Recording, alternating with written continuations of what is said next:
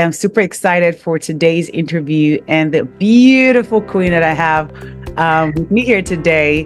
Definitely she's going to tell you more about who she is, but what are we even celebrating, right? We are celebrating International Women's Day. Yes, today is International Women's Day.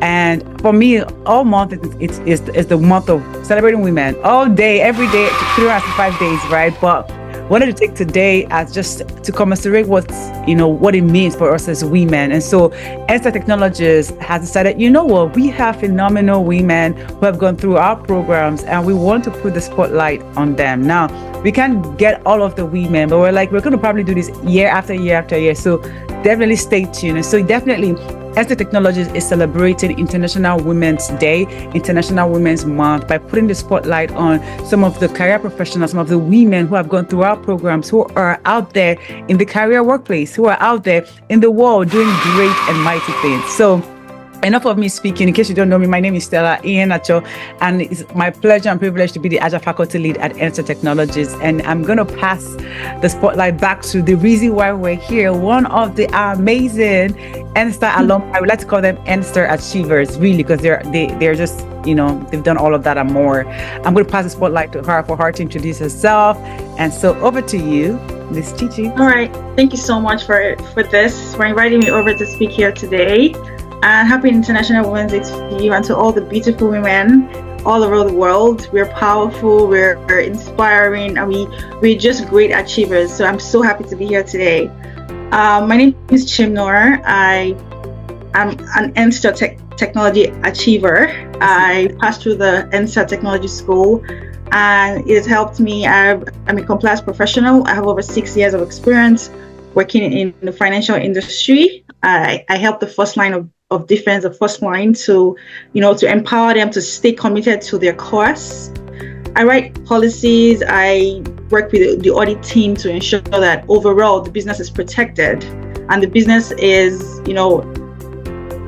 in terms of risk assessment, we're mitigating all the risk and we're staying in line with all our regulations. So that's a bit of who I am. I'm a mother as well. I have 2 beautiful kids. I live in Canada. I love adventures. I have skydived. I've gone to the Pacific Ocean, just to mention a few. And it's just amazing to be a woman today, and just like you said, every day of the year. Absolutely. Yeah, I didn't know about the adventure part, but it's not. Yeah, it's wonderful. And the good thing is I also married a man that also loves adventure. So that, that's something that we always look for. Okay, what are we going to do next? What are we going to, where are we going to travel? So it's wonderful. I love it. Thank you for sharing that. All right, so you are in compliance, risk assessment, but you went through NSTAR Technologies, and you took the Comprehensive Scrum Master Program. What is the connection between that? Because people typically think, Scrum Master and an Agile practitioner is only for tech, and you're in a different industry. So tell us more about first of all, let's even take a step back. What inspired you to take the program? That's the first part. And the second part is, what part of the program, what is the connection between that program and what you're doing now?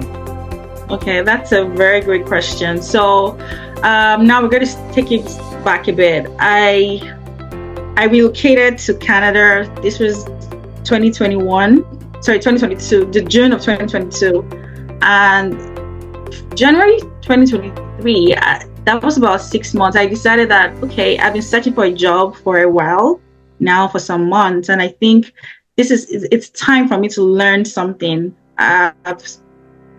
Because they say as you search for a job, it's just a job in itself. But I felt like I was giving something out, which is applying for a job, but I wasn't getting anything in return. Right. So what am I doing with my time while I'm waiting for a job?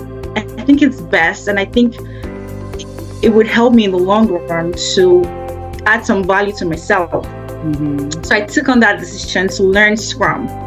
And it wasn't my first time hearing about Scrum, even though I'm in compliance. I've done a bit of projects in the past, and I've come in contact with Scrum Masters, the whole Agile space and all of that. And I found it really interesting because no matter how much you're into compliance, you're going to be working with projects, right?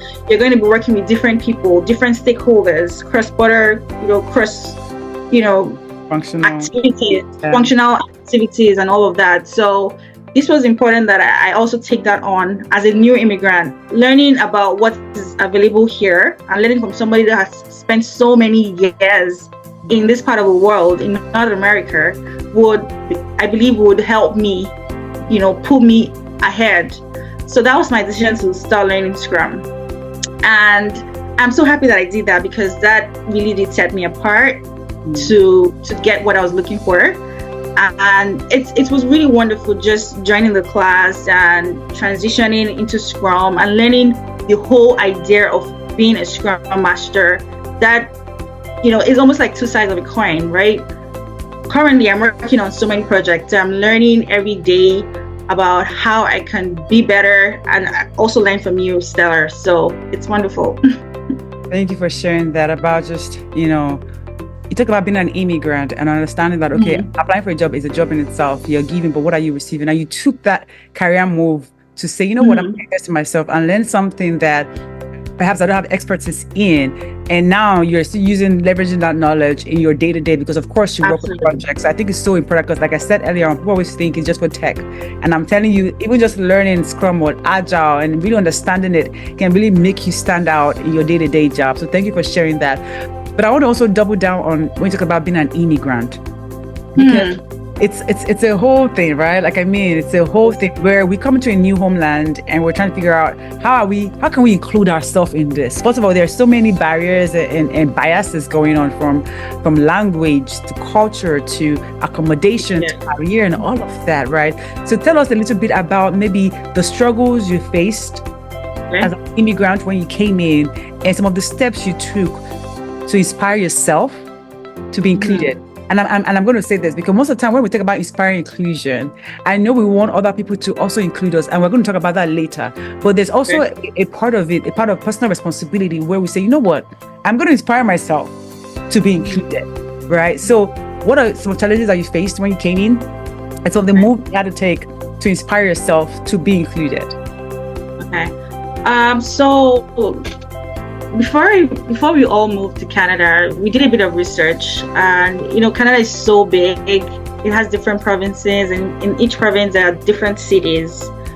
So we decided to move to Ottawa, and this was a strategic decision because we knew somebody that was here that spent over 15 years, and we felt like who better would help us navigate through all of this. I think we were lucky, and we've been lucky to have that person here. So we decided to move to Ottawa, and that alone kind of helped us.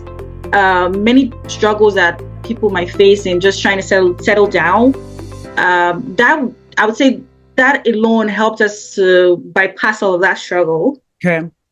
And I would advise anybody that it's always good to just have somebody there to hold your hand, because you're in a new city, you don't know anything, like you're just almost like a kid in space, and you're like, what's happening here? And but having somebody to hold your hand and say, this is what you do, this is not what to do, really helped me a lot.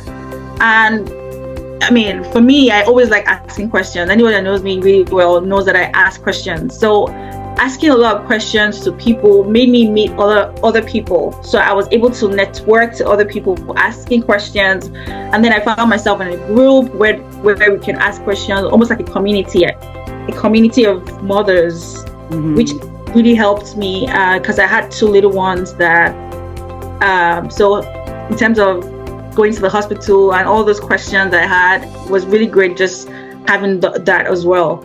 And it's always good not to just be in your shell. It's good to come out of that shell and say, what are the resources around me? Because I came in as a permanent resident, there are many resources that we found that was really helpful. I know that different people coming at, through different mediums, people coming through as students, people coming through different ways, immigrate to different countries through different avenues. But we came in as a permanent resident.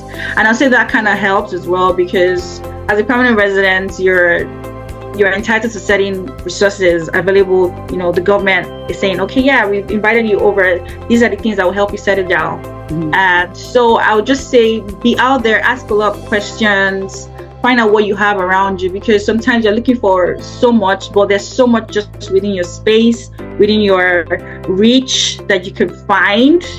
You'll be amazed at how much resource that you can find just by asking the right questions.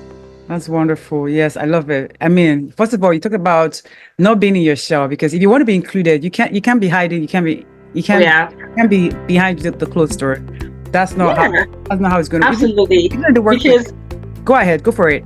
Yeah, because nobody's going to know your struggles if you're hidden, right? It's always great to come out to say, yes, I have an issue. I need to find a solution to this. And you'll be amazed about how many people are willing to say, yes, I've been there. You don't have to go through this alone. You don't have to go through all the struggles alone. I can help you through it. But when you're not out there, you miss that opportunity. So that opportunity is not even presented at all. So that's it. So definitely put out there. And the reason why I said that was really powerful is because even in the workplace, sometimes we complain about we're not included in conversations, we're not included in meetings where maybe, something is happening. But the question that I like to ask too is that, are you also out there? I have this thing that I came up with. It's called the raised hand framework. RAISED stands for something, but the main thing actually is raise your hand at work. Because when you raise your hand at work, it's a sign of I want to be included. You don't have to have the whole answer, but when you raise your hand at work, you are showing you are visible.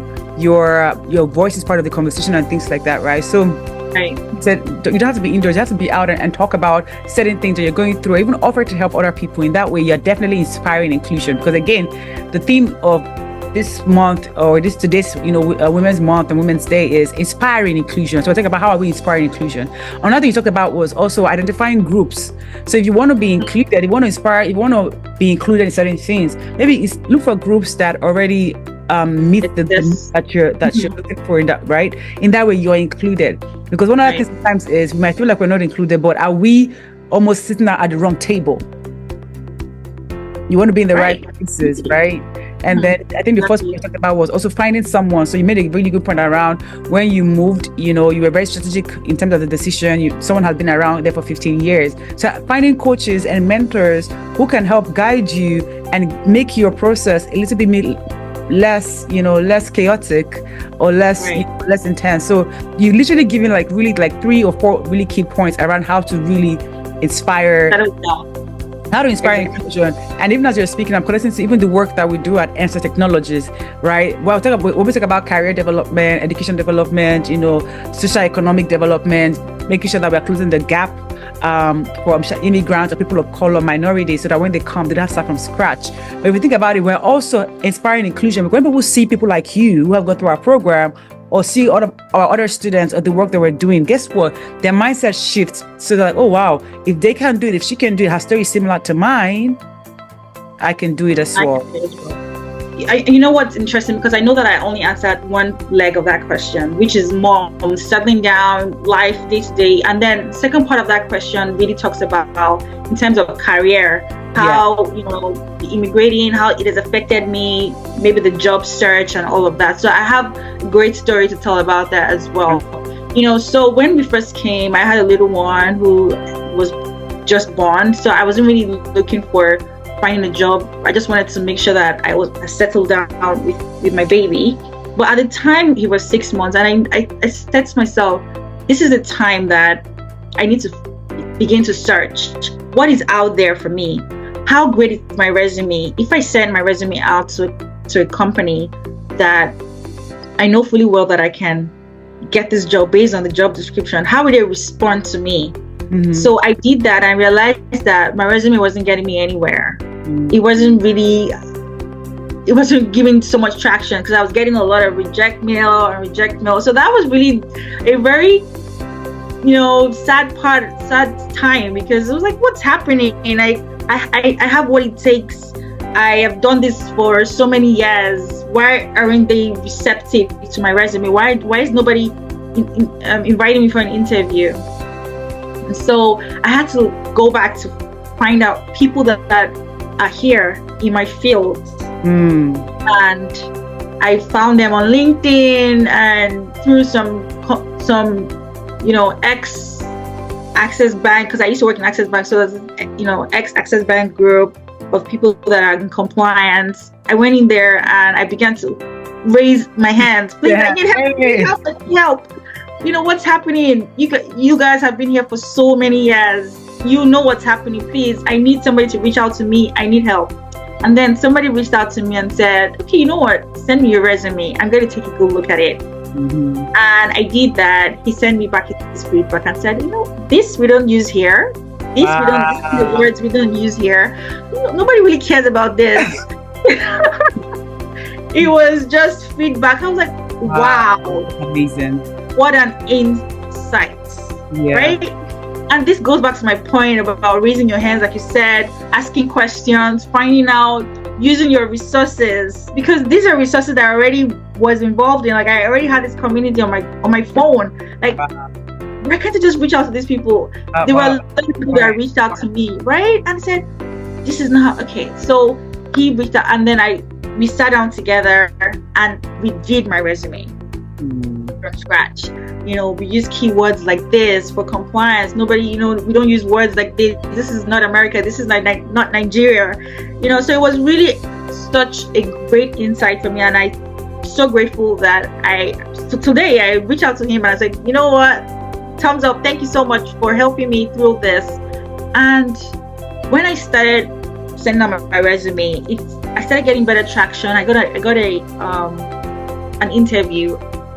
And I remember that interview very well because the person said, oh, you just came into Canada some months ago. This is no, we're looking for someone that has been here for a long time. And I'm like, wow, you know, this is another kind of discrimination we're talking about. Just because I'm Nigerian, just because I'm an immigrant, like you said, my experience and my skills didn't just fly off the airplane. They did not fly. They didn't drop inside the ocean. It is me. Exactly. So I'm the same person, and I probably would know better because Nigeria has so much. The market is so large, right? It's so large, so complex. So I probably wouldn't have, in terms of my experience, the complexity as a badge, right? Well, that aside. And then a friend of mine reached out to me, you know, because we were keeping in touch with how far we a job search, what's going on. And she called me one day and told me, have you heard of a non-profit that does inclusion, diversity for women, just try to include women back into the financial space? That's good. Which is called the Women in Capital Market. It's a non-profit. I'm like, I've never heard of that. She said, you need to apply because everything they're looking for, you have it because you're an immigrant, you're a mother, you've been out of the workspace for so long. This is an opportunity to just, you know, put your resume out there and give them a resume. They will help you connect you with employers. And that's exactly what I did, you know. And I put out my resume out there. I said my story, and they reached out to me and said, you know what, we're going to connect you with all our partners, the banks, the consulting firms, and things like that. So I started getting a lot of interview requests and things like that. And I got the one that I got eventually, the one I'm working with. It was an senior administrator role. And I said, wow, so they're looking for an administrator role. This is something that I've learned from Scrum, right? From NSTAR Technologies. I have to go back to all my notes and try to remember everything that Stella had said through the class, because we're looking for someone that has organization skills. There's going to be a lot of projects, a lot of assignments. How do I handle all of it? You know, so joining the NSTAR Technology Scrum class helped guide me through that interview process.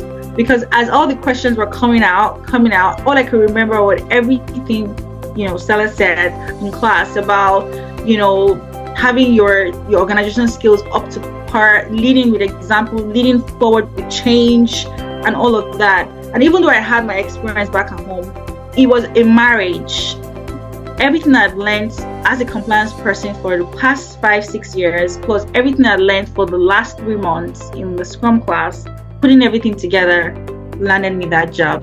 Wow. So I'm just super excited for all the moves that I made, and just for NSTAR Technology and for everybody that helped me through my journey, because it has led me to this point. And I give myself some credit too, because and sometimes we don't realize that how much we are working hard for. I remember in that class, I was breastfeeding. I had a toddler. I have a new baby. But I said, I have to push through for everybody. I have to push through. And I'm glad that I did. I didn't just wait and, until everything's perfect, because everything's not going to be perfect. It's never going to be perfect time. So if you trust that you can run through it, you have to believe in yourself and push through. Your future self will thank you for it. Absolutely. Your future self will thank you for it. And I'm glad you talked about when, breastfeeding. I remember breastfeeding and having to go off camera, right? And so even for any mom who's listening to this right now, like you said, no time is ever the best time. I do understand times and season, right? But sometimes you have to think about what will your future self say? And now your future self will thank you for the moves that you make now that seem tough. But the thing is that we're tougher, we're stronger, we're mightier, honestly, and have what it takes to inspire ourselves into inclusion, to have that seat on the table, to raise up our hands at work, to answer those questions, to get that C-level position and more, to negotiate our compensation, to ask for that bonus, to speak up our work and use our voice. We can do that, and we can do that and more. So that was just a powerful story to share. Thank you so much. Absolutely. All right. So even continue, on your journey and working in the industry that you're working in right now. And I was really excited to hear when you talked about the marriage between your past experience and NSTAR Technologies as well. And even you giving yourself kudos. A lot of people don't give themselves kudos, right? Yeah. In the back. You got to tap yourself out. Yeah. Because yes, exactly. Because the constant in everything is you. It's me. The constant in everything is you. The dedication, the consistency, staying through. All right. So let's talk about organizations now. I think about inspiring inclusion, right?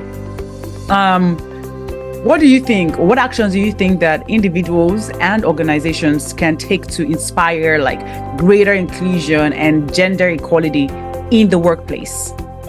Yeah, that's a great question, and I'm so happy that today, just like always, there's always a drive for inclusion. In many organizations today, especially the great organizations, and even the ones that are coming up, it is always a great goal for them to inspire inclusion, to have equality. Today, in the board of directors, you have to have a certain amount of female directors. That is the standard. So it's great that organizations and people are working towards including women at the seat of power.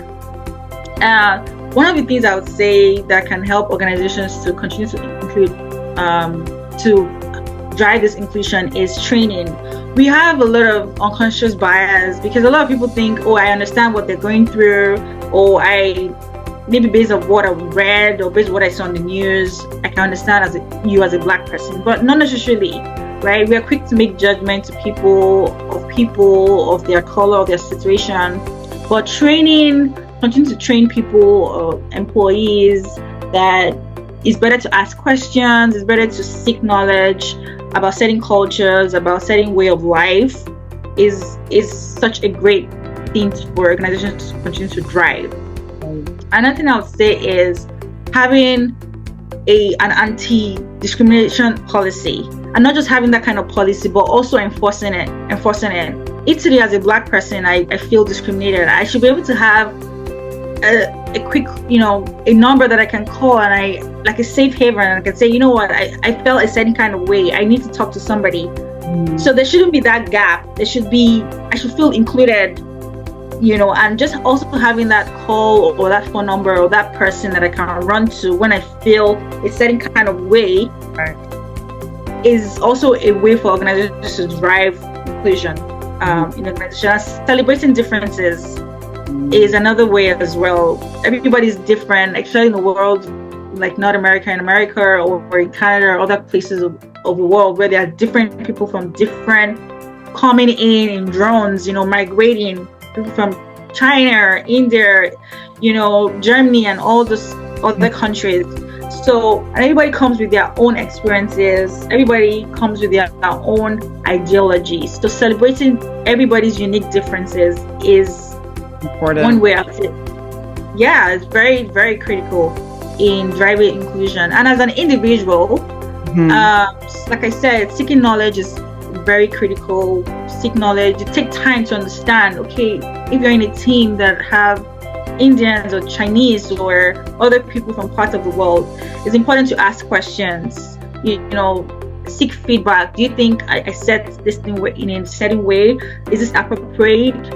Or if you're in a seat of table where, if I'm in a table and I'm eating with my hands, this is culturally acceptable for me. It might not be to the white person, but understanding that I'm not going to give that person a look like, what are you doing? This is, you know, so even apart from things you're saying, the things you're doing, just like how you're acting or what your eyes are saying, is also very important to take note of and seek feedback. All this is critical in driving inclusion as an individual and the organization. Wow, you just talked about not just what you're saying, but what you're doing. And that sometimes actually speaks louder than what you're saying. Yeah. You know, that is interesting. I remember, you know, oh my God, I remember so many things. So quick one, I remember I was at a call one time and the call was going later than the time that I thought it was going to be. They extended it, but I had to quickly go and pick up my daughter from school, but I couldn't drop off of the call because I felt like I had this, all of them were male, I was only female leaders, and it was serious conversation. I didn't know how to drop off. I didn't know, like, I felt so stranded. I was thinking, oh my goodness, I'm going to pay late pickup fees. I think about how much it's going to cost. And then one of the leaders in the call just said, I need to drop. He wrote it and he just dropped off. And I'm like, wow. What audacity. and I still didn't drop off, you know. And the next day I was talking to my manager and just jokingly, I was about, the call went over and I had to pick up my daughter from school. And he made a statement, he said, Stella, I want you to understand something. Family comes first to me. Family is priority. You don't even need to give me an example. You don't even tell me a reason why. Yeah. And that just warmed my heart. But what about the person who maybe their manager, family is not first to them? What about someone who there's no one speaking up for her, or she can't speak up for herself to even have that kind of conversation with the manager? Because think about where we come from, having that kind of conversation with your manager. Why would you do that? Because you'd be afraid that you might lose. Exactly. So there's so many things. So it goes back to one of your points around not just assuming that you know what people have gone through, because you know people's personal journey and their upbringing and their wiring. Yeah, it's different. And training, and they talk about training too, training employees and all of that. But I even want to add one more point to training is when you train somebody, how do you know the training has worked, right? So companies have to think about how do we put measurements in place. So how do I know after, is there less amount of people calling to report bias or being discriminated? Is there more, cohesion within the team and all of that? But absolutely, yes. I think you've definitely given any company right now who's listening to this, or any individual who's listening to this, you've definitely given them like a roadmap on certain things that they have to consider to be able to inspire inclusion within their company. So thank you for sharing that. Now, for you, this is a personal question. Have you ever been in a situation where you faced anything like that? Because I know not everybody has. Some people have.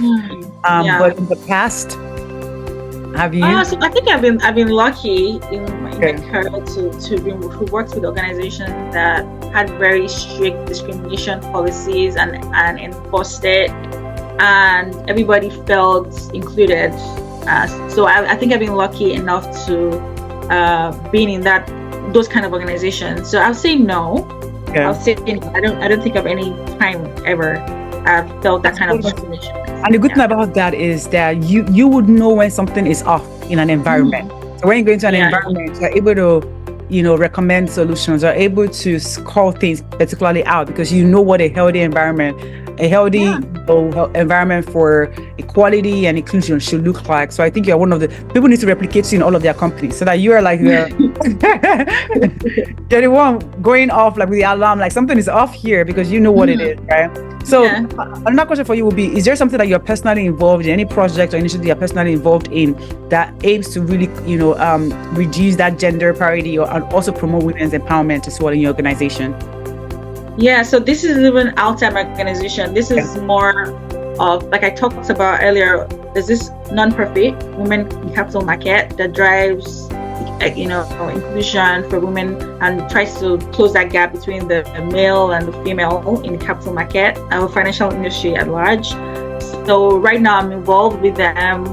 They are majorly internal, but I'm in Ottawa, so I reached out to their director and said, whenever you guys are ever in Ottawa, I would love to volunteer. But right now I am just more like an online participant. Right. So I'm more like an online participant.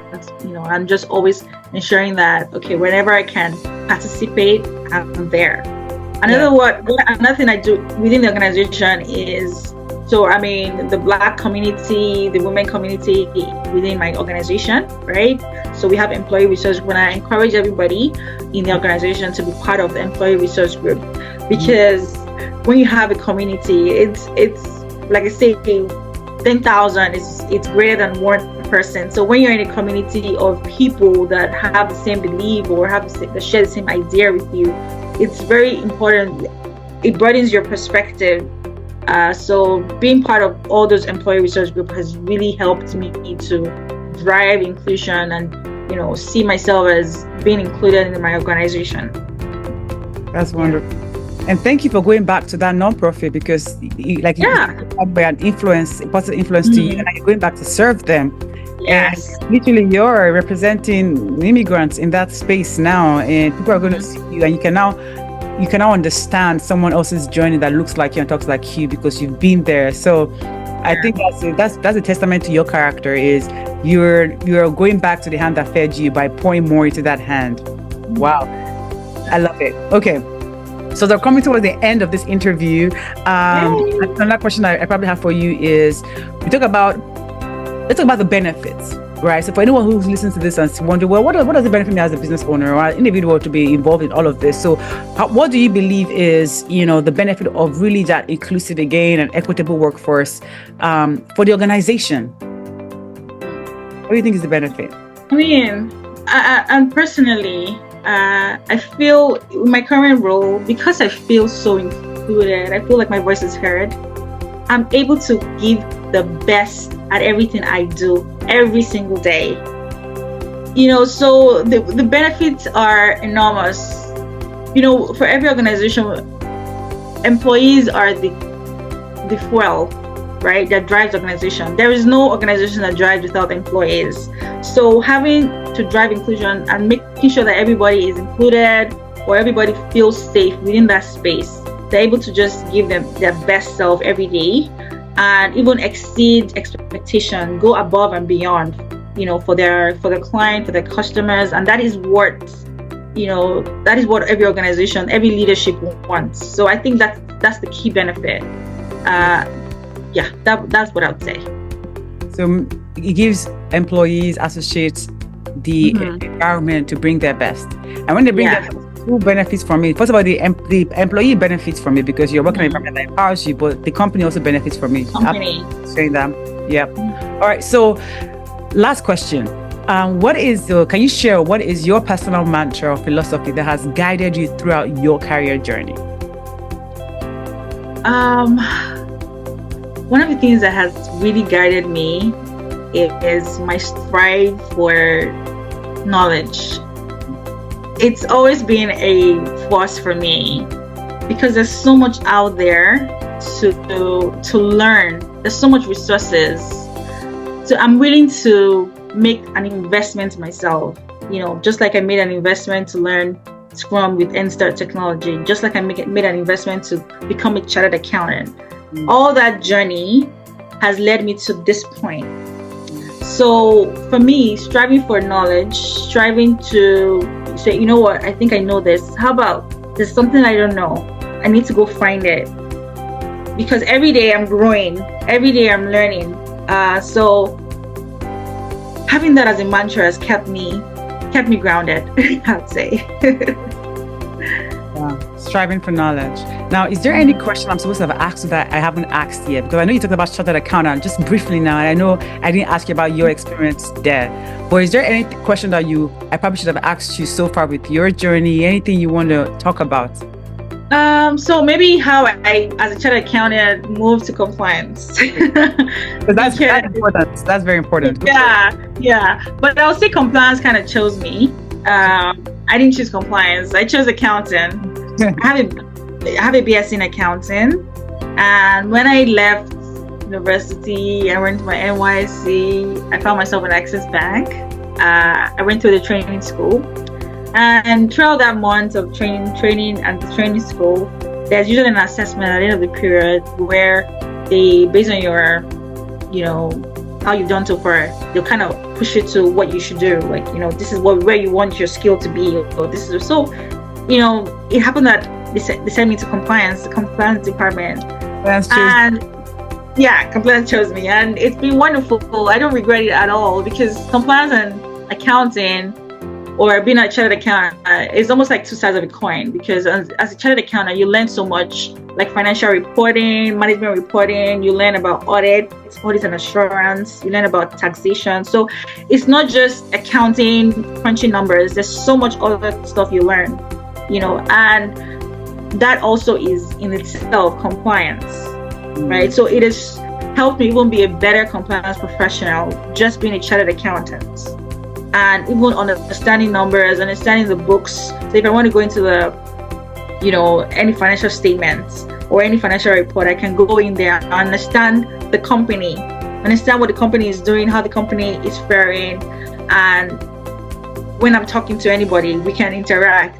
we can gist like that. So so I would say that it's been great to studying my career and where I am now. It's been such a great journey, and I'm so grateful for everything that has led me to this point. Being in Access Bank, moving to this country, and also my current role. And I know that the future is just going to get better and better, and I'm looking forward to that. Absolutely am as well. Thank you for sharing so much. You and I know I said last question. I promise this is last question. For the woman who is listening right now, who maybe imagine the woman that you were maybe 2 years ago, right? What would you say for her to either hold on, for her to feel inspired, to be included, for her to feel empowered? What would you say to her?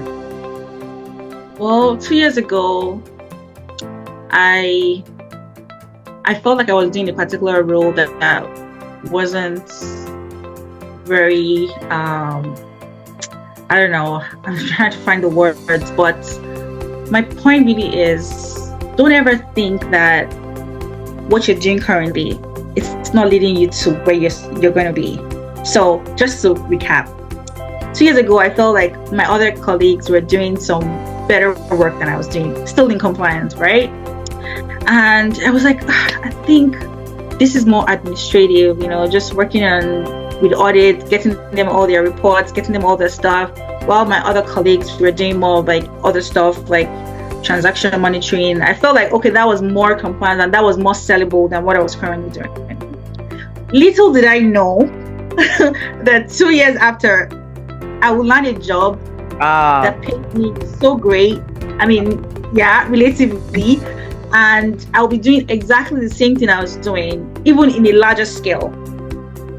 So I'm just letting everybody here listen, because this is one of the things that I hold on to. Don't ever think that whatever you're currently doing, no matter how small it is, no matter how you feel it's less impactful, hold on to it, continue to strive, continue to learn, because you never know how that skill set will help you in the future, or in your aspirations or your goals in the future. So never look down on anything you're currently doing right now, and seek knowledge. Like I said, continue to expand your network, continue to ask questions, ask the right questions. Ask not the right questions, you get some answer.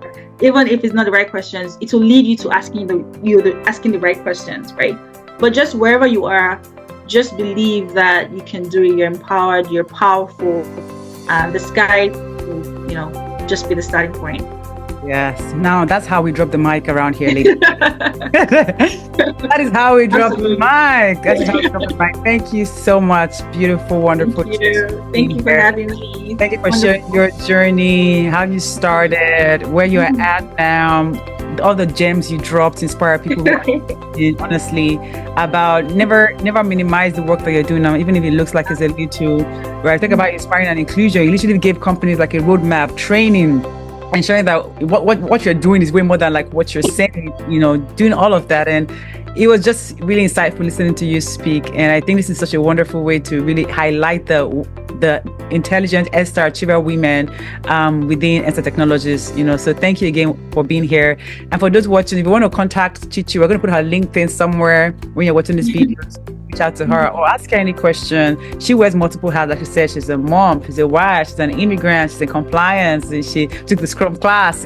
So any question you have around that, she'll be happy to answer that for you. And again, if you want to be a part of what we do at NSTAR Technologies, don't forget that you can check us out at www.nstartechnologies.com, and all of our social media pages are at NSTAR Technologies as well, or you see the link somewhere again as you're watching this video. So with that being said, thank you all so much, everyone, and enjoy. Thank you so much. All right, bye-bye. Take care.